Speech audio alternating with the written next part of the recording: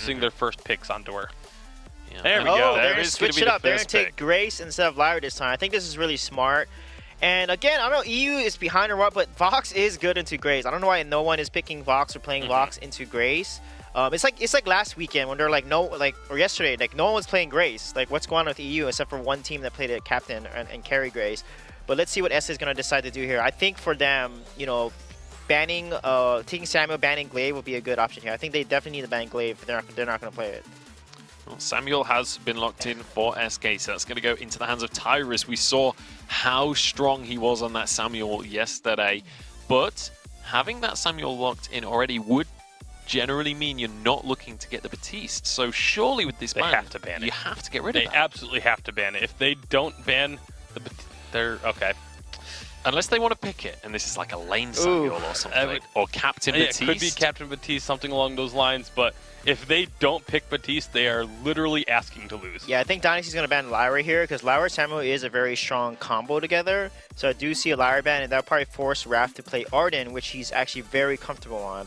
So I could see that happening in the draft here. So let's see how it's going to play out. Definitely a few ways that it could play out. We have Mowgli statistics there, 4.31 KDA. That's a pretty nice little KDA, especially as a captain.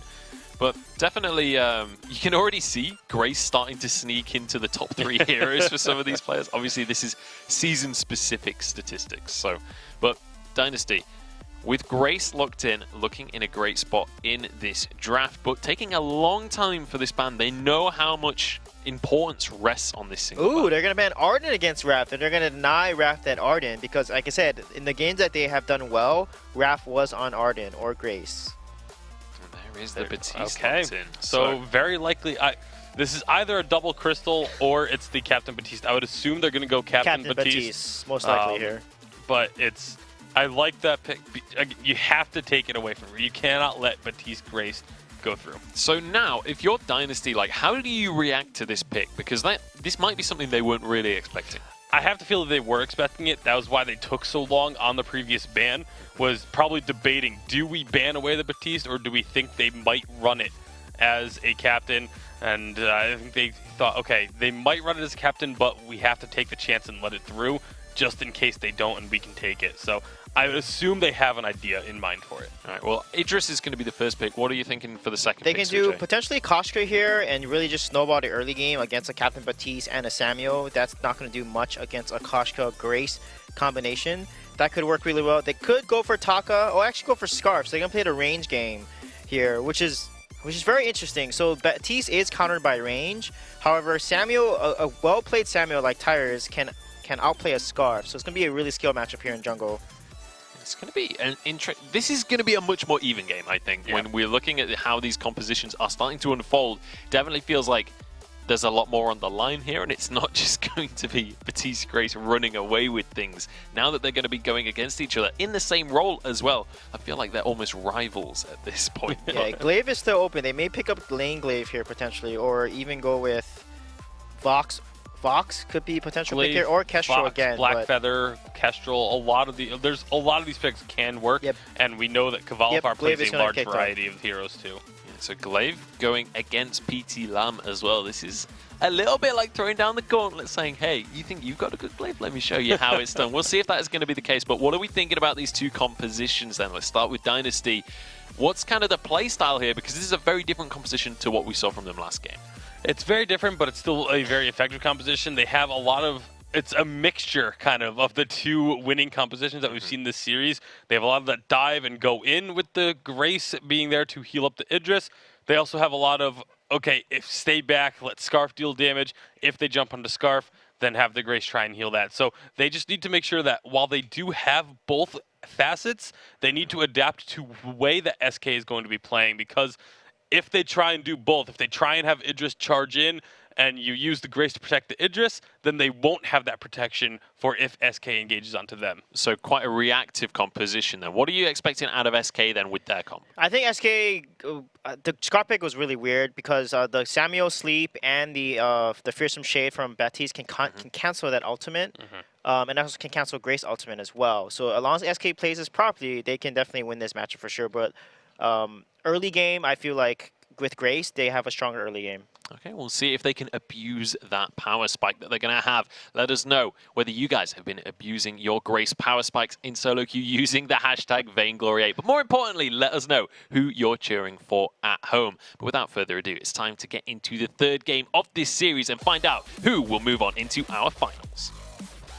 I've used my Grace power spikes at least 3 times now, so see if you guys can beat that one in on Twitter. But we had a chat about this draft. I shouted that Dynasty should have gone for a glaive Scarf, and as I say, that they lock in Idris Scarf. So I feel like now with the glaive on the side of SK, that's kind of opened themselves up to perhaps being having this Scarf blown up upon.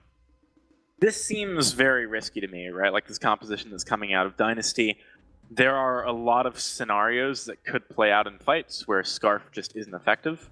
And on top of that, I think that PT Lamb could struggle in some of these earlier game fights with the glaive and the Batiste. It's going to be a lot about Mowgli. I think, you know, where he decides to put his attention in fights is critical, because you sort of, to an extent, want to be pressuring that Samuel, right? Like, one of Grace's super strong points is the ability to be very threatening on the back line of your opponents. But at the same time, her counterpoint, strong point, is that, you know, if someone jumps in, you're able to disengage very effectively with something like your B ability. So, I don't know, I think it's definitely not easy to play these fights well, but Mowgli is a good Grace player. We've seen that at this point. Yep. He should be able to make it work. A player is reconnecting real quick, I believe, by the way. Shouldn't be too much of an issue. Dalsy, we haven't seen a lot of Captain Batiste, so I think it's worth mentioning, you know, this is an interesting pick. It does have a lot of utility, and actually, it still does respectable damage, because they tend to pick up a bit of Crystal Power, and they have an Empowerment on their perk. So that would be a really interesting point to talk about. But if you look at the people, Captain. Yeah, it's Raph on this glaive, which was actually unexpected. I expected it to be Kvalifar on glaive, Tyrez on Samuel, and then Raph on the Batiste, as did you. It seems like then you have melee laner for Kvalifar. You have Tyrez on his famous Samuel. So very peculiar setup with the heroes. So, all right, Raph taking the damage here. What's going on is actually kind of interesting, and I actually kind of like it. But I'm a big fan of whoa. Oh wow, Mowgli. Whoa. What? Whoa. Okay, if he stole that would have been huge. I think he would have actually, you know, killed Tyrus straight off the bat. 100%. Yeah.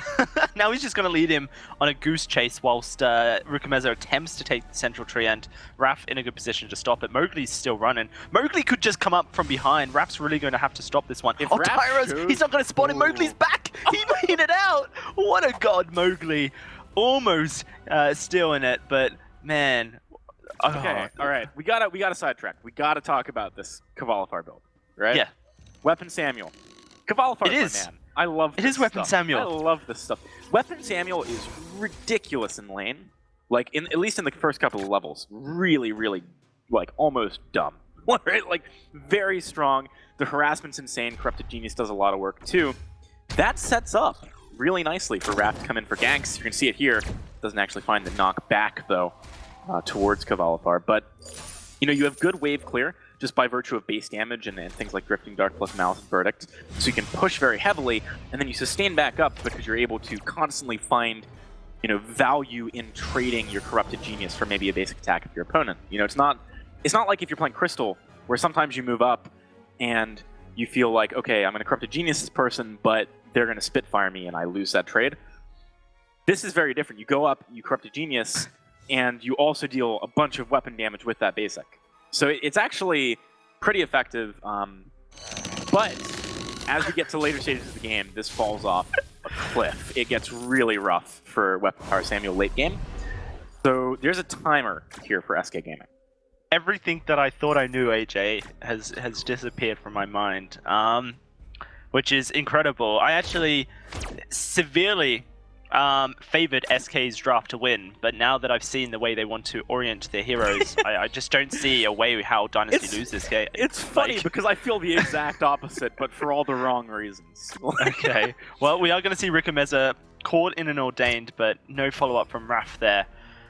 Dynasty keeping ahead in gold due to the goose hunt that was Tyra's chasing Mowgli around early allowed Rikomeza just to pull ahead a little bit, and there is some CC discrepancies in the lane, nothing really to talk about. SK though, looking to invade, and this is how they snowballed their lead early last game. Rikomeza does spot Raph out. That's going to be a aftershock, not quite trapping him, but he needs the rest of his team to come soon if he doesn't want to lose too much. I think SK needs to be a bit more proactive in their rotations. Kvalifar started making his way down. I think he should have committed to that and maybe gone for real pressure here. He's not able to out-farm PT Lamb when PT Lamb's getting assistance, right? PT Lamb actually got them. So Yeah. Kvalifar needs to utilize his early game power as that weapon Samuel and actually go for kills, maybe gold mines.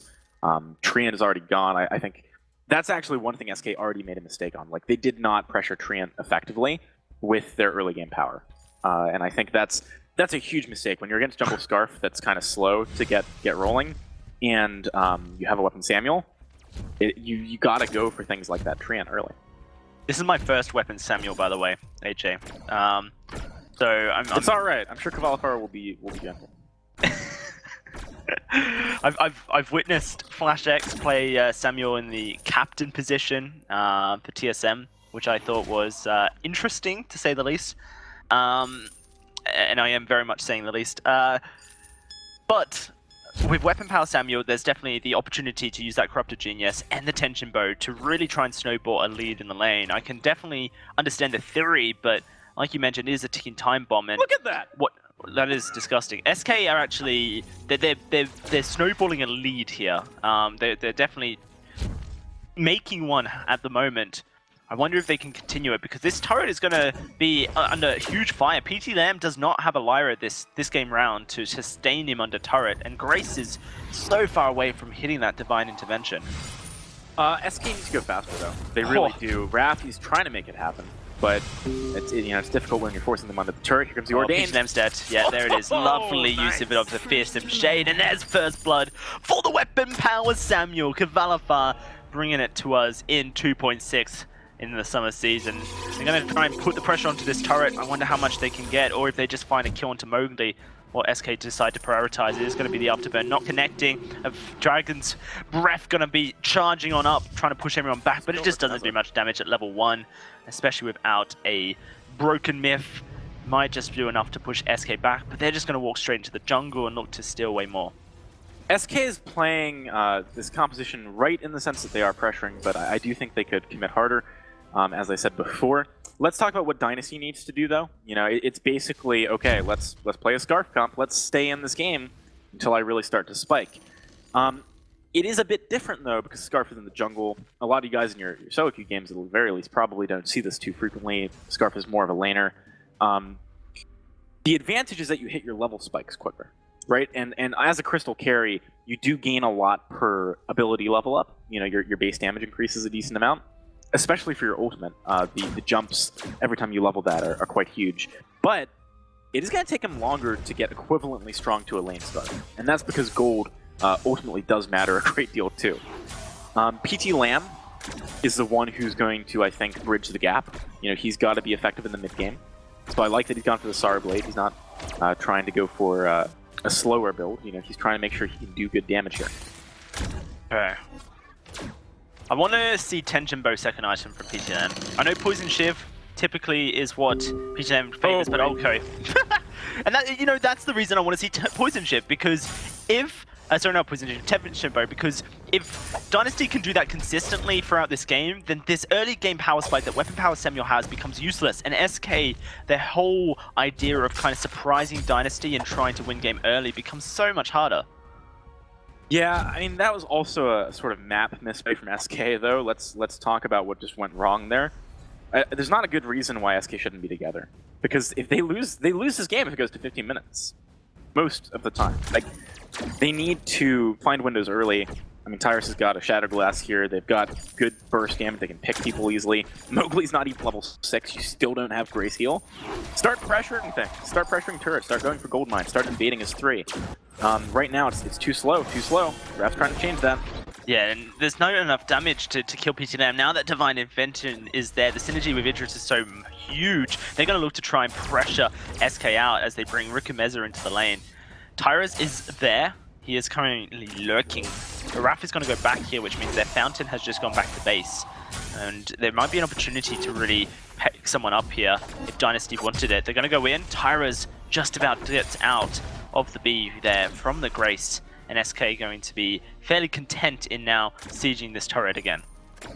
Alright, so Mowgli does not have his heal up for 20 seconds. This is definitely a window. He's actually spamming it to his team there. Here comes the engage.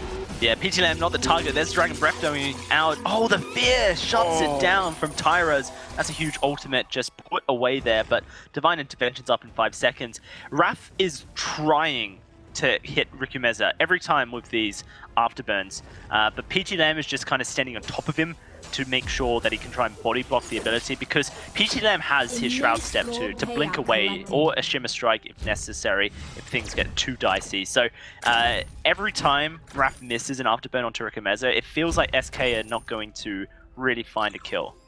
This might already be too slow. I know earlier I was saying like 15 minutes, but after watching that fight unfold, the damage is not really what it needs to be from SK Gaming.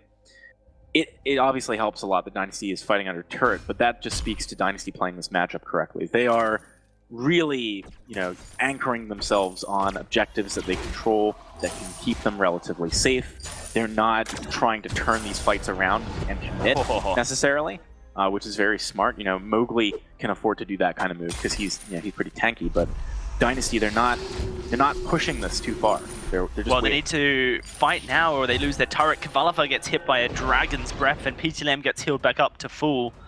Dynasty, their turret is very low, but they have the range advantage at this point with this Scarf and they need to be abusing it. Mowgli goes in, the Ordained will stop him from escaping quickly, but the damage is there and Kavalifa's not in that Drifting Dark, so there's just not much damage on those Miles and Verdicts since he's gone weapon power. Can Dynasty push this turret? The minion wave is going to be coming back. They have Goop as well. The Spitfire Goop combination does so much to the objectives. Yeah, it's really strong damage, things like that turret. With Tyrus backing up, I do think that SK Kavalifa is dead. Just like that, he goes down, and now it's going to be Raph turned upon. That's going to be a Fearsome Shade, putting Mowgli out of the fight, but Tyrus will just go down. It's a triple kill coming through the PT Lamb, and the turret will be taken as well. This is Dynasty, I think, finding out that Weapon Power Samuel is strong, maybe 1 to 6, and then after it drops off. Yeah, I mean, they just needed to go quicker this game. It is good. If they'd played at the same pace they did last game, this, I think, would have looked different. But SK, as it currently stands, are definitely going a bit too slow. Mowgli has hit a point where he's so tanky that someone like Kavalifa can't do respectable damage to him anymore. Mowgli can just go in, buy time for his team. Scarf has now got the Frostburn, so any commitment is hard. Mowgli will get caught here, most likely. Maybe not. Catch Grace. There's no such thing as catching Grace. Certainly seems that way. Alright, so let's see. Can Kavalifa and SK push this turret? They might be able to get this turret. Is the only one there.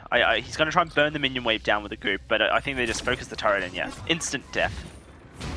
So that was a bit Dynasty of a misfortune from Dynasty. PT Lamb backed super hard. He could have ran by the shop when he backed initially, and then sort of maybe gone for his front train or something like that, but he decided to recall all the way, and as a result, Mowgli had no backup, and they weren't able to contest that initial chase from SK. That led into only Rikumeza being near the turret. So I would definitely say the way that tactically Dynasty played that retreat was not necessarily optimal, but I also don't think they really care about losing the turret. Obviously you'd rather not, but what is SK going to do with that? It's pretty hard for them to make plays right now. When you have a late game composition and an early game composition, 1,000 gold. Okay, never mind. That is just Kavalifa going down. Oblivion puts them to sleep, but PT Lamb is just being directed straight towards Raph with that fear, and he's going to take Raph out in her heartbeat. When a late game composition is 1,000 gold ahead of an early game composition, then the gold lead is not 1,000 AJ. It's more like 5,000 because the early game composition should have executed. Yeah, and also some heroes just know how to spend their money a little bit better, right? Like Dynasty, every point of gold they got is going to be doing much more work, especially on someone like that Scarf. Now Mowgli could be a little too far here. Tyrus does some good slows. Never mind. He's got Fountain, and also Mowgli's base movement speed is kind of ridiculous with the tier 3 boots here. SK, they need to hunt someone down as Dynasty are on the retreat. But I'm not sure they have enough here, enough damage. Let's see. It's going to be Mowgli focused in, but like you mentioned, fastest movement speed in the game. And actually, I think Batiste is one of the lowest. So when you have that kind of dynamic, it does provide for some comic as Mowgli kind of just vrooms out these monks' car. Will he steal this? He's going to go for it. Oh, Bad Mojo just pokes it right down. They wait for it to become empowered and then blow it up. But now they just go for the engage, and Raph is going to be the target. Spitfire connects. They can continue chasing forward. That's going to be an ordained onto Mowgli, but he doesn't care. Feared, though, does a lot. But look at this. It's just Rikumeza burning away. He manages to block it up, and now they just need to turn it around. Fountain's been used. Wow, they've turned out. Can PT Lamb do the damage is the question. It's looking like he can. 1, 2, and looking for a third. It's going to be Tyra's taking a Spitfire to the face as PT Lamb waits for that Shroud Step to come back online. Energy's there. He jumps on forward. But I think Tyra's may have just bridged the gap. Those Bad Mojos, the 60% slow. It's pretty insane. I don't know if Tyra should have gone for... Okay, yeah. That is close. That's a calculated right there. That's a hashtag calculated. He's clenching real hard right now, Rikumeza. Oh, man. I'm actually kind of surprised Tyrus didn't try and pop him there. I would have gone for that. But, okay. Because you can. Let's talk about that. So, Kvalifar does need to be killed. Let's just highlight that for a second. Right? Okay. Like, Dynasty took a while turning on the person who needed the most pressure. Tyrus, he's going to be able to do good damage, you know, whether you jump on him or not, because he has good disengage. Kvalifar does not have good disengage. If you jump on him, he's dead. It's the point in the composition where this weapon Samuel does nothing if you decide to kill him, right? Does nothing. But if you don't decide to kill him, he's just a weapon carry. Like, weapon items are good. You could play any captain in the game, build a full weapon build, and you do respectable damage. That's just how it works. They multiply very effectively together. So Dynasty's target focus needs to be Samuel, so that they just take him out of the map and it's 2 versus 3, and then you're fine. Because you got sustain, you're all good.